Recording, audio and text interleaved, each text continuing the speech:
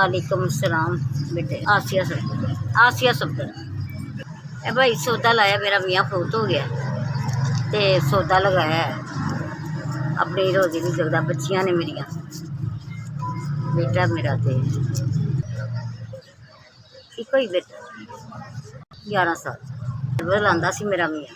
वो पैर च किल वजा, शुगर हो गई। मैं रोजी का सिलसिला फिर इतने बना लिया।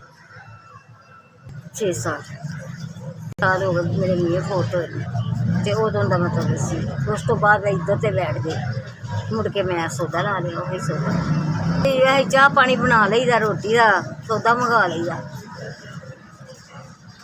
बेटे घर का खर्चा चला लीदा। 400-500 बची दा, कोई हांडी हुंडी बना ली दी, कोई घर का खर्चा या किराया दे लीदा। तीन बेटियां ने, हाँ जी 3 धियां ने मेरी। 3 बेटियां ने, 2 विआहियां, एक मेरे कोल है।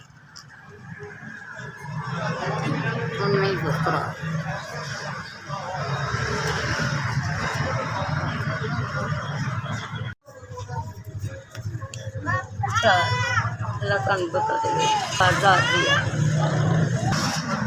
जिन्होंने लोगों ने मैंने 4000 की मदद की। अल्लाह मियाँ उन्होंने बहुता देवे, अल्लाह तंदुरुस्ती देवे, सेहत देवे, पाक परवरदिगार उन्होंने बहुता देवे, तंदुरुस्ती देवे, सेहत देवे, रोजी रिजक देवे, कारोबार देवे, पाक परवरदिगार जिन्हें साडा हिला वसीला बनाया है।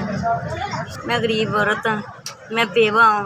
जिन्होंने मेरी मदद की अल्लाह उन्होंने बहुता देवे, अल्लाह तंदुरुस्ती देवे, सेहत देवे, पाक परवरदिगार अल्लाह उन्होंने इन्ना देवे, इज्जत देवे, आबरू देवे, जिंदगी देवे, तंदुरुस्ती देवे, पाक परवरदिगार जिन्होंने मैंने 4000 रुपया दिया। SVS जिन्होंने मेरे घर पैसे पहुँचाए, अल्लाह उन्होंने तंदुरुस्ती देवे।